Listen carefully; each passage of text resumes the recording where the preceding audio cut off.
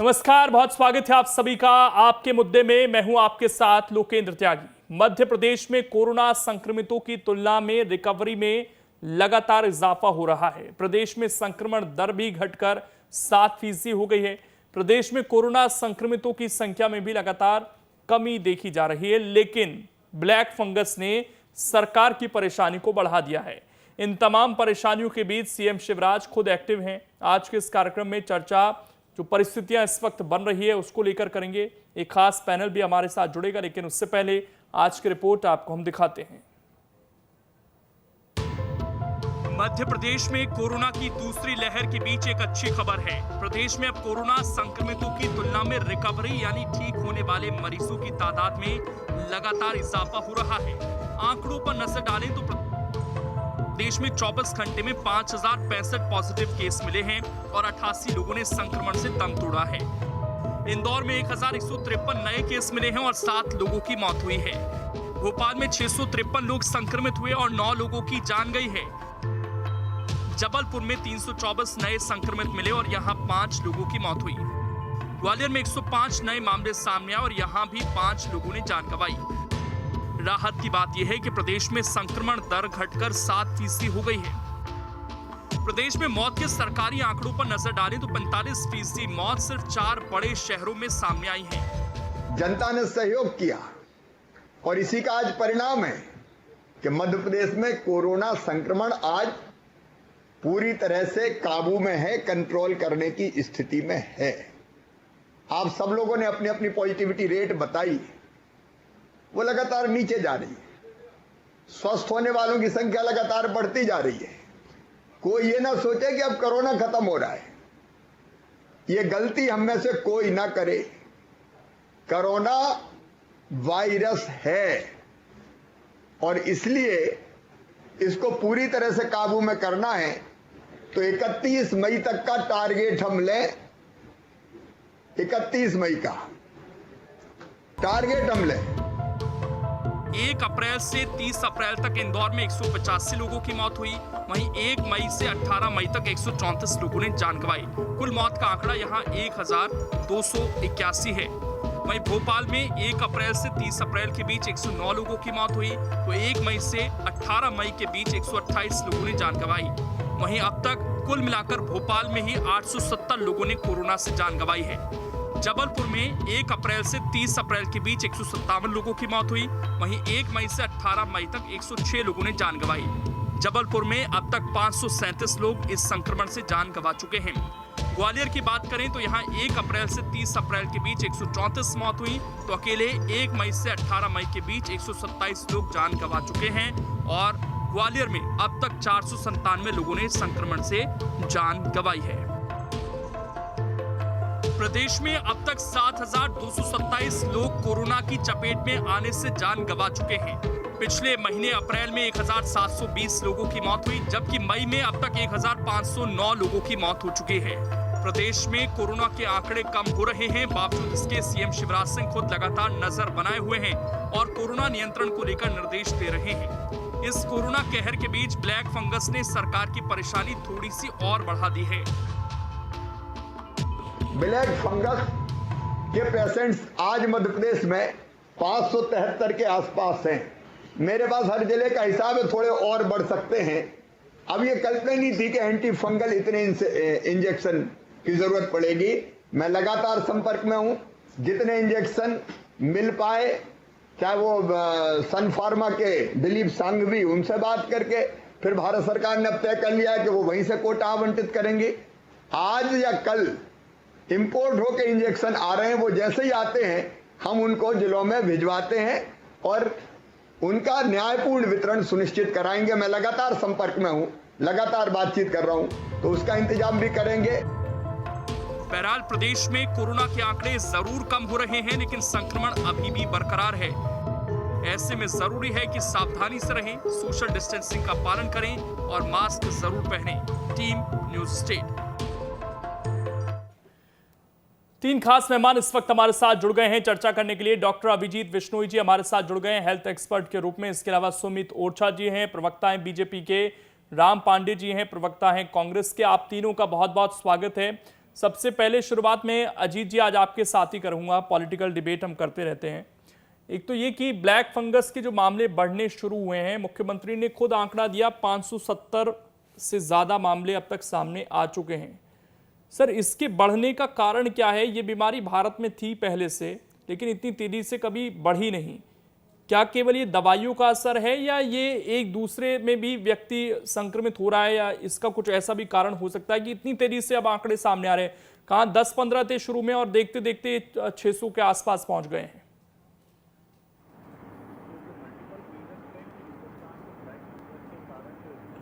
देखिए, इसके multiple reasons हैं कि हिंदुस्तान में ब्लैक फंगस के कारण जो इतने ज़्यादा बढ़ गए हैं। सबसे पहला मैं बातचीत करूंगा कि ब्लैक फंगस का जो भोजन रहता है वो होता है आयरन। इस बीमारी में सीरम फेरेटिन करके एक जो जांच कराई जा रही है, वो खून में आयरन की जब बढ़ोतरी होती है तो ये एक फंगस का भोजन की तरह काम आता है और इस केसेस में फंगस बढ़ते हैं। साथ में लोगों का जो शुगर लेवल काफ़ी ज़्यादा ऊपर नीचे हो रहा है, डीरेंज्ड हो रहा है, उसका एक मेजर कारण होता है कि फंगस बॉडी में अफेक्ट करना चालू कर देता है। इसका ऊपर नीचे होने का कारण स्टेरॉयड भी रहता है और साथ में जो टोसिलिजुमैब दवाई भी दी जा रही है वो भी एक इसका कारण सामने आया है। पर ये तो वो कारण है जो मेडिकल तौर पे हम लोगों ने पता लगा लिए हैं, जहां पे हम डॉक्टर्स को सतर्क रहने की आवश्यकता है। इसके अलावा कहीं ना कहीं हमारे तौर पे हमारी तरफ से जो प्रिकॉशंस लिए जा रहे थे उसको भी बढ़ा दिया गया है, जैसे वेंटिलेटर्स का फिल्टर्स चेंज करना, हर पेशेंट के लिए मास्क वगैरह जो है डिफरेंट लगाना, ऑक्सीजन के जो अलग अलग इन्फ्यूजन पंप्स रहते हैं जिसके अंदर डिस्टिल वाटर चेंज करना, ऐसे कई सारे स्टेप्स डॉक्टर्स के द्वारा तो पहले ही लिए जा चुके हैं। पर खासतौर से ये लोगों को जो इन्फेक्शन आ रहा है ब्लैक फंगस का, वो जब हॉस्पिटल से डिस्चार्ज होके चले जाते हैं उसके बाद में ये डेवलप होता है, कहीं से 15 दिन से 1 महीने के बीच में। तो ऐसा क्या हो जाता है जो बाहर जाने के बाद उनमें ये गड़बड़ी होती है। ये अक्सर उन लोगों में होता है जो हाई शुगर इम्बैलेंस वाले पेशेंट रहते हैं और कहीं ना कहीं ये अपने मास्क बदलने में सावधानी नहीं रखते हैं या आसपास के एनवायरनमेंट में भी साफ सफाई नहीं रखते हैं।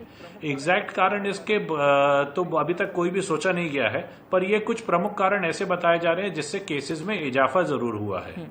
इसमें एक चीज मैं और आपसे जानना चाहूंगा अभिजीत जी, क्या जो हमारे हाई रिस्क पेशेंट्स हैं शुगर के या फिर बीपी के, उनके लिए क्या केंद्रीय स्तर पर, क्योंकि अभी मध्य प्रदेश की समस्या नहीं है सर, देश भर से केस सामने आ रहे हैं, उनके लिए जो दवाइयों का इस्तेमाल हो रहा है, कुछ नई गाइडलाइंस जारी करने का समय है क्या सर, कि डॉक्टर्स भी प्रिकॉशंस लें कि ऐसे पेशेंट जो हाई रिस्क पर हैं उनको दवाई देते समय बहुत प्रिकॉशंस लिए जाएं?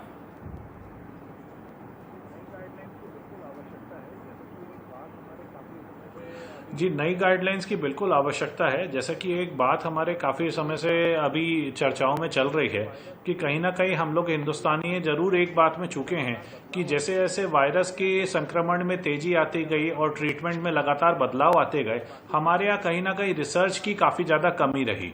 जैसे हम अमेरिका या बाकी देश में देखें तो उनके पास एक CDC करके संस्था है, सेंटर फॉर डिजीज कंट्रोल। ये लगातार अपनी रिसर्च चालू रखी हुई थी और इसमें अलग अलग पेशेंट्स में क्या क्या ट्रीटमेंट क्राइटेरिया हैं उसको बदलते चले गए। ये लगातार अपने जो ट्रीटमेंट की मॉडिफिकेशन है उसको भी करते चले गए, जबकि भारत देश में इस तरह के रिसर्च की काफ़ी कमी पाई गई। हम लोग जो स्टार्टिंग से ट्रीटमेंट दे रहे थे आखिरी तक उन ट्रीटमेंट को देते रहे और कहीं ना कहीं फॉरेन रिसर्च को फॉलो भी करते गए।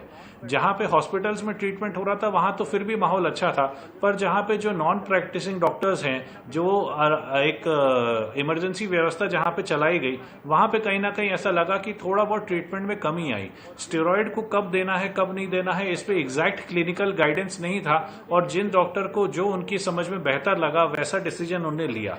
तो कहीं ना कहीं मेडिकल डिसीजंस तो मैं ये नहीं कहूंगा कि पूरी तरह से गलत थे। लोग जो डॉक्टर्स वहां पे ट्रीट कर रहे थे वो उनको कहीं ना कहीं फायदा ही पहुंचा रहे थे, पर अल्टीमेटली ये नुकसान कहीं ना कहीं पेशेंट को जाके हुआ। हिंदुस्तान में साफ सफाई की बहुत ज्यादा कमी है। लोग जब घर जाते हैं तो उसमें भी फिर केयर बहुत अच्छे से नहीं कर पा रहे हैं। आज की तारीख में भी जो ब्लैक फंगस के केसेस हम देख रहे हैं वो ऐसे मरीजों में ज्यादा आ रहे हैं जो कि कम स्वच्छ एनवायरनमेंट में रहते हैं, जैसे जो हमारे पेरिफेरी से आ रहे हैं। जबलपुर में भी ऐसे बहुत सारे पेशेंट आ रहे हैं जो कहीं ना कहीं आसपास के नरसिंहपुर, दमोह इस तरह के जिले के हैं और उसमें भी इंटीरियर की तरफ से ज्यादा ऐसे लोग आ रहे हैं जहां पे कहीं ना कहीं सफाई की कमी देखी गई है। तो साफ सफाई का भी एक बहुत इसमें रोल पाया गया है, उस पर भी हमको ध्यान देने की आवश्यकता है। ठीक, सुमित ओरछा जी, आज मुख्यमंत्री ने प्लान रख दिया कि हम हो सकता है कि 31 मई तक सख्ती रखें, 1 जून के बाद हम राहत देने की कोशिश करेंगे। लेकिन अभी जो समस्या है सर, वो कोविड के साथ साथ ब्लैक फंगस की भी आ गई है। इस पर भी ध्यान देना है। मुख्यमंत्री ने जानकारी दी कि हम इंजेक्शन कंपनियों से भी बात कर रहे हैं, इंपोर्ट करने की भी कोशिश कर रहे हैं। तो अभी वर्तमान स्थिति एग्जैक्ट आप बता सकते हैं कि जो ब्लैक फंगस के केस बढ़ रहे हैं, इसके इलाज के लिए क्या व्यवस्थाएं हैं हमारे पास? 5 प्रमुख मेडिकल कॉलेज हैं, उनमें अलग से इसके वार्ड बनाए गए हैं और एक टास्क फोर्स ब्लैक फंगस के लिए अलग से मंत्री परिषद की सदस्यों के साथ में बना दी गई है। उसके लिए जो आवश्यक संसाधन जुटाने होंगे वो सरकार जुटाने के यत्न और जत्न कर रही है। देखिए, जो मुख्यमंत्री जी ने कहा है, अभी हमारा 6.96 के लगभग पॉजिटिविटी रेट आ गया है, जो 26 से गिर करके अभी यहाँ तक हमने कड़ाई से पालन किया है, उसका परिणाम है जनता ने जो सहयोग किया है। तो इस स्थिति में मुझे लगता है कि सरकार ने बहुत ठीक निर्णय लिया है कि अभी थोड़े दिन और आकर के स्थितियों को कहीं ना कहीं और अधिक कंट्रोल करके जब हम ओपन करेंगे और शनै शनै ओपन करेंगे, सावधानी के साथ ओपन करेंगे, तो जनता अधिक समय तक उन चीजों को संभाल के रख पाएगी और चीजें बहुत कंट्रोल से बाहर कभी नहीं जाएंगी।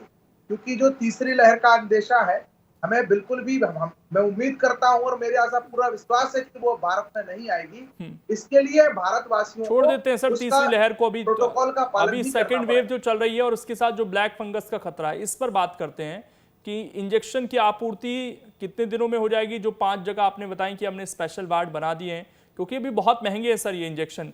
दूसरा सवाल ये है, जो गवर्नमेंट कॉलेज में है सर, हमारी सरकार ने लोकेंद्र जी जो व्यवस्था की है, हमारे जो स्पेशल कोरोना जो ब्लैक फंगस वार्ड बनाए गए हैं, उसमें सब इलाज फ्री है, किसी से भी कोई पैसा नहीं लिया जाएगा। प्राइवेट का छोड़ दीजिए, मैं सर्वशासकीय की बात कर रहा हूँ। और ये भी सुनिश्चित है कि मुख्यमंत्री जी ने यह भी स्पष्ट किया है कि जैसे जैसे आपूर्ति होती जा रही है इंजेक्शन की, वैसे वैसे हम डायरेक्ट अस्पतालों को उसको उपलब्ध करा रहे हैं। और अभी कल से केंद्रीय जो हमारी केंद्र सरकार है उसको डायरेक्ट कंपनियों से केंद्र सरकार लेकर के सीधे राज्यों को बांटने जा रही है, वितरित करने जा रही है। उससे व्यवस्था और पारदर्शी होगी। एक चीज और सुनील जी, मैं जल्दी से आपसे पूछ लेता हूं, क्योंकि इस चीज की जरूरत लग रही है सर कि कहीं ऐसी हैवी दवाइयां हम नहीं दे रहे हैं पेशेंट्स को जिससे उनको ब्लैक फंगस का खतरा हो रहा हो, ऐसी आशंका है। तो क्या इस पर और ज्यादा रिसर्च करने की जरूरत सरकार को नहीं है आपकी? तो क्योंकि केंद्र में भी सरकार है और वहां से क्या नई गाइडलाइंस की जरूरत नहीं है? क्योंकि हम गाइडलाइंस बनाने में बहुत पीछे रह जाते हैं सर। हमारी जो पहली पिछले साल गाइडलाइंस बनी थी वो अभी तक हम फरवरी मार्च तक फॉलो करते रहे, तब जाकर हमने बदली हैं कुछ चीजें। बिल्कुल बिल्कुल, मैं आपकी इस बात से सहमत हूं और सरकार भी इस मामले में गंभीरता से कल अभी नए गाइडलाइन इंजेक्शन इसके प्रोटोकॉल को लेकर के जारी किए। और भी कुछ चीजें जो अभी जो 2DX दवा है उसके जो प्रयोग, उसका जो रिजल्ट आ रहे हैं, उसके बाद कुछ नए गाइडलाइन सरकार तय कर रही है, यानी हमारा जो स्वास्थ्य मंत्रालय है वो तैयार कर रहा है और अतिशीघ्र वो जारी होंगे। और उसके बाद मैं उम्मीद करता हूं कि इस तरह के जो साइड इफेक्ट्स आ रहे हैं वो नहीं आएंगे और एक बेहतर सुचारू रूप से इलाज व्यवस्था होगी। क्योंकि पहली दवा जो स्पेशली कोरोना के लिए बनी है अब हमारे हाथ में है, वो धीरे धीरे जैसे जैसे अस्पतालों तक पहुंचेगी स्थितियां बेहतर होंगी, ऐसी हम सब उम्मीद कर रहे हैं। एक आशा की किरण हमारे लिए बड़ी है। मुझे लग रहा है कि उससे हम राम पांडे जी, आज जो संकेत मिले हैं कि अब हम जीत की तरफ बढ़ रहे हैं कोरोना पर, 7% तक का पॉजिटिविटी रेट आ गया है, जल्दी चीज़ों को खोलने की बात भी हो रही है। आपको लगता है कि सरकार के जो प्रयास थे वो अब कामयाबी की तरफ बढ़ रहे हैं? देखिए, सरकार की ट्यूबलाइट देर से जलती है। आग लगने के बाद सरकार कुआं खोदती है और जो पॉजिटिविटी रेट कम आ रहे हैं, ये खुशी की बात है। जितनी जल्दी हो सकता है प्रदेश से और हिंदुस्तान से कोरोना का खात्मा हो, वो अच्छी बात है। लेकिन एक दूरदर्शिता भी होनी चाहिए। यही शिवराज सिंह जी 1 साल पहले बोल रहे थे कि कोरोना सर्दी जुकाम से ज्यादा कुछ नहीं है, जबकि पूरी दुनिया बोल रही थी कि ये बहुत खतरनाक बीमारी है। और शिवराज जी मध्य प्रदेश के विधायकों को लेकर बेंगलोर में पड़े हुए थे और उस समय जो 1 महीने लॉकडाउन पूरे देश में लेट हुआ था वो शिवराज जी के कारण ही हुआ था। यदि उस समय भी 1 महीने पहले लॉकडाउन लग जाता तो इतना हाहाकार देश में नहीं बचता। फिर दूसरा कोरोना की लहर आई थी, पूरी दुनिया सचेत थी, पूरी दुनिया ने दूसरी लहर को कंट्रोल किया।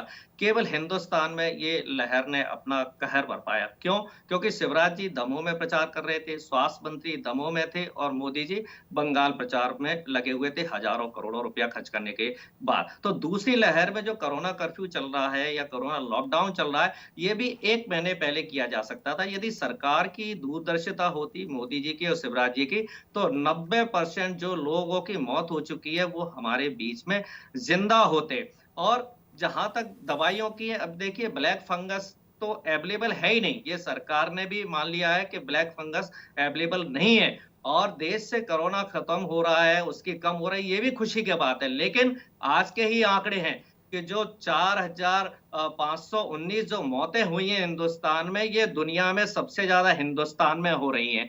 तो कहां से कम हो रहे हैं? और कोरोना कम कहां से होगा? सबसे बड़ी बात है वैक्सीनेशन से। आज जो 2 डोज लगी है, कितने लोगों को लगी है? मात्र 4 करोड़ लोगों को। 1 डोज लगी है 18 करोड़ लोगों को। आपने 6.5 करोड़ से ज्यादा डोज विदेशों को भेज दी, जिसमें से 1 करोड़ डोज आपने बांग्लादेश को भी भेजी।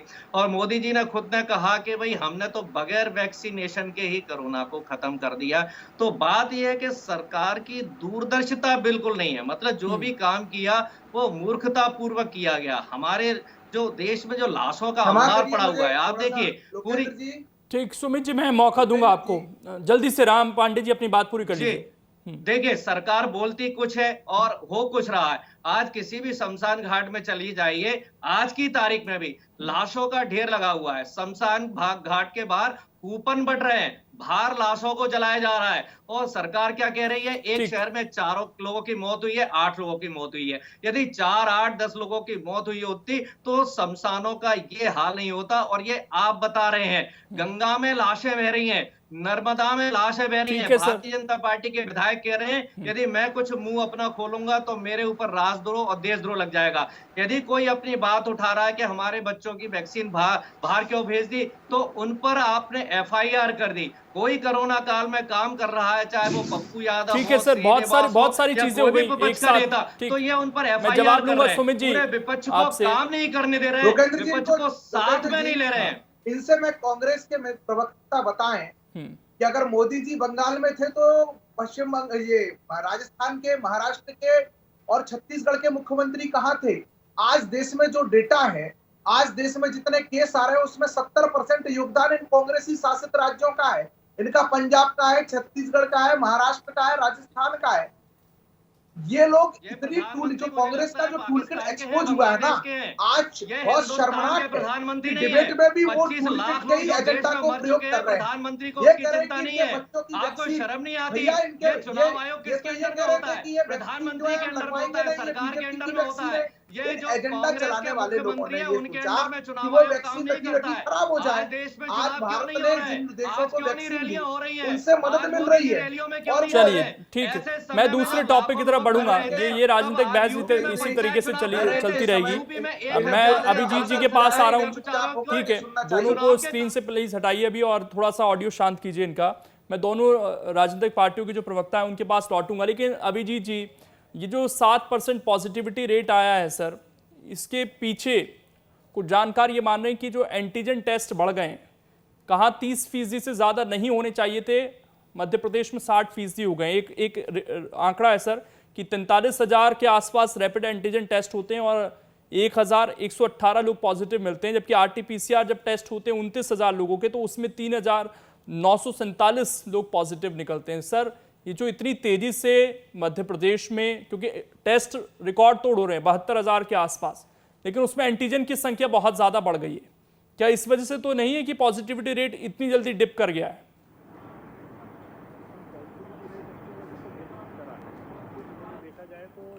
नहीं, पॉजिटिविटी रेट उसके वजह से डिप नहीं करा है। बेसिकली देखा जाए तो जो RT-PCR है वो एक्यूरेट ज़्यादा कहलाता ज़रूर है, लेकिन फिलहाल उसकी कमी इतनी ज़्यादा है कि हमें रैपिड एंटीजन टेस्ट पे डिपेंड करना ही पड़ेगा। दूसरी चीज़ एक और समझने की ज़रूरत है कि आपके जो डॉक्टर्स हैं वो अकेले सिर्फ रैपिड या RT-PCR के ऊपर डिपेंड नहीं करते हैं। RT-PCR जो ज़्यादा एक्यूरेट भी कहा जाता है उसका भी 30% तक का तो ऐसा रहता है कि वो भी पॉजिटिव केस को नेगेटिव दिखा सकता है। तो डॉक्टर कहीं ना कहीं आपकी ब्लड इन्वेस्टिगेशन, साथ में ज़रूरत हो तो CT स्कैन के बेसिस पे आपको कोरोना का पेशेंट घोषित करता है। मैं आपके डिबेट के माध्यम से एक जो मेन ध्यान खींचना चाहूंगा, आज जो ब्लैक फंगस पे आपने डिबेट छेड़ा है उसमें यह है कि अभी बोला जा रहा था कि मेडिकल कॉलेजेस में कोरोना इससे लड़ने वाली जो दवाई है एम्फोटेरिसिन भी, वो उपलब्ध है। ये बात बिल्कुल ठीक है, लेकिन किस मात्रा में उपलब्ध है इसके बारे में भी ध्यान देने की आवश्यकता बहुत ज्यादा तेजी से है।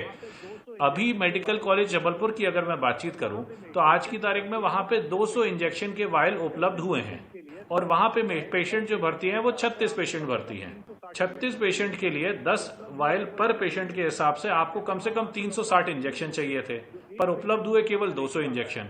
ऐसे में वहां के डॉक्टर मजबूर होके जो एक पेशेंट के ऊपर का रेशियो आता है वो लगभग 2 से 2.5 वायल का आता है। जिस पेशेंट को 2 से मतलब इतने कम डोज में आप दवाई अगर देंगे तो अपने आप उसकी बीमारी जो है काफी तेजी से फैलेगी और अल्टीमेटली हमको सर्जिकल रिसेक्शन जैसे बड़े बड़े कदम उठाने पड़ेंगे, जिसमें कहीं ना कहीं मरीज का या तो चेहरा खराब हो जाता है या जान जाने का भी जोखिम काफी ज्यादा बढ़ जाता है। तो इंजेक्शन की उपलब्धता करा तो रहे हैं, पर जिस मात्रा में करा रहे हैं अभी उस मात्रा तक पहुंची नहीं है, हम उससे बहुत ज्यादा दूर हैं, तो उसको किसी ना किसी तरह बढ़ाने की आवश्यकता है। दूसरा एक और चीज जहां पे मेडिकल कॉलेज में सुविधा की बात आती है, ईएनटी की जो फैसिलिटीज हमारे जबलपुर, इंदौर और भोपाल में है, मैं को शर्म से कहना पड़ रहा है कि इतने सालों बाद भी ये फैसिलिटी आज की तारीख में हमारे ग्वालियर में नहीं है, रीवा के मेडिकल कॉलेज में नहीं है। नए मेडिकल कॉलेज खुलते जा रहे हैं, जैसे शेडोल का भी खुल गया है, पर वहां पे ये फैसिलिटीज जो इसकी स्पेशल सर्जरी होती है उसकी फैसिलिटीज अभी भी उपलब्ध नहीं है। तो इस कोरोना काल में खासतौर से इस महामारी के तौर पे, जहां आप एक तरफ तो कह रहे हैं पेशेंट का इलाज फ्री करवाएंगे, पर अगर डॉक्टर के हाथ में सही टूल्स नहीं देंगे तो कैसे हो पाएगा। फेस नाम की एक सर्जरी होती है, अगर उसका एक इक्विपमेंट एक ओटी में क्रिएट करा जाए तो लगभग 40 लाख के आसपास के खर्चे के अंदर आपका एक बढ़िया ओटी तैयार हो सकता है, जिसमें कि ईएनटी की अच्छी सर्जरी की सुविधा उपलब्ध हो जाए। अगर आप ये कोशिश करके इन बाकी सेंटर्स को भी इसमें अपग्रेड कर देंगे, या जहां पे आपके मेडिकल कॉलेज में ऑलरेडी एक ओटी है, जहां पे ज्यादा केसेस बढ़ रहे हैं वहां एक की जगह 2 ओटी रन करवा देंगे, तो कहीं ना कहीं पेशेंट को ज्यादा जल्दी इलाज मिल सकेगा और ज्यादा अच्छा इलाज भी मिल सकेगा। साथ में ये जो आपका खर्चा होगा ये एक स्थायी डेवलपमेंट होगा, परमानेंट सेटअप होगा, ना कि टेम्पररी सेटअप जैसे नए नए कोविड सेंटर बना दिए गए हैं जिसपे लाखों करोड़ों खर्च तो हो गए और कल को आप उठा करके फिर उसको निकाल देंगे। तो कहीं ना कहीं परमानेंट सेटअप को मजबूत करने की आवश्यकता काफी ज्यादा है, उसमें जो भी इन लोग को मेहनत करनी चाहिए। इसमें एक चीज और मैं आपसे समझना चाहूंगा कि क्योंकि इंजेक्शन आने में देरी हो रही है सर, और अभी भी सरकार ये दावा ही कर रही है कि हम कंपनियों से बात कर रहे हैं, इंपोर्ट होंगे तब पहुंचेंगे, तो पेशेंट्स का जो इस टाइम पीरियड किस तरह का होता है सर इस बीमारी का? अगर शुरुआत की बात करें, फिर ये सीवियर कितने दिनों में हो जाता है और कब ये डेथ तक सिचुएशन पहुंच जाती है?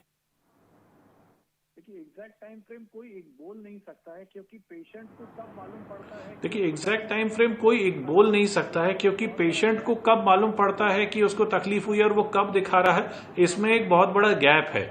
तो एग्जैक्ट टाइम फ्रेम बोलना तो बिल्कुल भी सही नहीं होगा, क्योंकि आपके चैनल के माध्यम से बहुत सारे लोग सुनते हैं, वो कहीं ना कहीं डर और वहम ना पाल लें किसी चीज का। तो टाइम फ्रेम पे बात बिल्कुल नहीं करनी चाहिए हमको। हाँ, ये जो बीमारी रहती है लगातार क्योंकि खाती चली जाती है, कई बार नाक के रास्ते वो सीधे आपकी पतली हड्डी पार करके ब्रेन में पहुंच सकती है, तो उन पेशेंट में ये नुकसान जल्दी हो जाएगा, जान माल का नुकसान ज्यादा होएगा। और कई बार ये नाक के रास्ते पहले आंख में पहुंचती है, जो ज्यादातर लोगों में होता है, उसमें हमें कई बार आंख भी निकालना पड़ जाता है। आंख ना भी निकालना पड़े तो नजर जाने की संभावना बहुत ज्यादा अधिक हो जाती है। एक चीज और मैं इसमें कहना चाहूंगा, जो काफी ज्यादा हॉस्पिटल्स में कुछ सालों पहले एक अच्छे प्रयास कर दिया गया था कि मेडिकल कॉलेज में एमआरआई की फैसिलिटी अवेलेबल करवा दी गई थी। इसमें एमआरआई विद कॉन्ट्रास्ट का बहुत बड़ा रोल होता है। अगेन ये वाली जो मशीन्स है, हमारे रीवा जैसे मेडिकल कॉलेज जिसमें एक बड़ा एरिया रीवा, सागर, सतना वगैरह तक का जो एरिया आता है वो डिपेंड करता है उधर तक का, चित्रकूट वगैरह वहीं पर ही जाते हैं, उसको एरिया के लोगों को भी ये फैसिलिटी शायद इसी माध्यम से ही वहां पे अगर अवेलेबल करवा दी जाए तो डायग्नोसिस जल्दी हो जाएगा।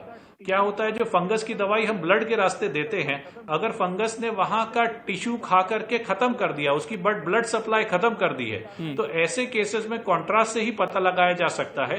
तो इसको काट के निकालना एक उपाय रहता है। ऐसे पेशेंट में एक्स्ट्रा दवाई देकर के वेट करना दवाई का वेस्टेज कहलाता है। तो सुविधाओं को अपग्रेड इसी बहाने कर दीजिए कि इस महामारी का हमको सामना करना है, अगर वैसे नहीं कर पा रहे हैं तो। ठीक, ओरछा जी, घोषणाओं से काम नहीं चलेगा, बिना डॉक्टरों के स्पेशलिस्ट नहीं होंगे तो इलाज कौन करेगा सर?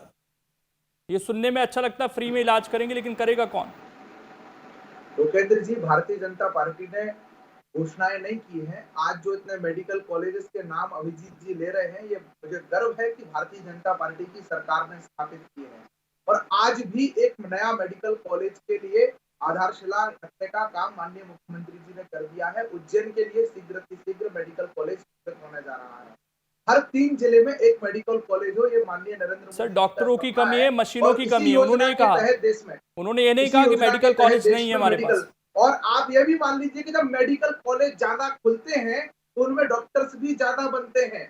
आज हमारी सरकार ने जो इतने मेडिकल कॉलेज नए नए बनाए हैं, उसका परिणाम एक ये भी आएगा कि हर मेडिकल कॉलेज से नए डॉक्टर, कम से कम 100 नए डॉक्टर हर साल मिलेंगे इस देश के लिए। तो ये हर 3 जिले में के अंदर एक परिधि में, एक बड़े जिले में एक मेडिकल कॉलेज हो, उससे जो विद्यार्थी निकलेंगे वो भी देश के डॉक्टर्स बन करके सेवाएं देंगे। तो दोनों सर डॉक्टर भी अलग अलग प्रकार के होते हैं। इस जो ब्लैक फंगस फैल रहा है इसके लिए हमें ENT डॉक्टर चाहिए सर। बनते। अभिजीत जी इस टीवी चैनल पर बोल रहे हैं, ये एक दिन में नहीं है। अभिजीत जी का बड़ा अपना एक संघर्ष है, समय लगता है। एक अच्छा डॉक्टर देश को मिलने में एक अपनी प्रक्रिया जाती है, तो समय तो लगेगा, लेकिन उस दिशा में देश 2-3 साल पहले से ही आगे बढ़ चुका है, और मैं कहूं कि और ज्यादा पहले। ठीक, राम पांडे जी आपका क्लोजिंग कमेंट जल्दी से सर। हिंदुस्तान में जो हॉस्पिटल है 99% कांग्रेस सरकार बनाए। जितने एम्स हैं सारे कांग्रेस से बनाए। दिल्ली का एम्स, भोपाल का एम्स, सभी जो अच्छे एम्स है। शराब चुपचाप रहो, बकवास मत किया करो जब मैं बोला करूं मैं। और एक मिनट और चाहिए, जल्दी से, समय नहीं है सर मेरे पास। बोलने दिया करो, ठीक है। ये जितने भी एम्स बने हैं, भोपाल का एम्स देख लिया, 2004 और 2014 के बीच में बना हुआ है। आप चाहें, अब मैं इस चैनल पर बोल रहा हूँ, आप चेक करा लीजिए जितने भी एम्स है। मोदी जी ने एम्स की घोषणा की थी, एक भी एम्स पूरा नहीं हुआ है, सारे एम्स। और जो झूठ बोलता है वो ज्यादा चिल्लाता है। ये ओझा जी हमेशा झूठ बोलने के लिए ज्यादा। समय नहीं है मेरे पास। शुक्रिया आप सभी का। डॉक्टर साहब हमारे साथ बने रहेंगे। फिलहाल छोटे से ब्रेक के लिए आप रुकेंगे, खबरें लगातार जारी हैं।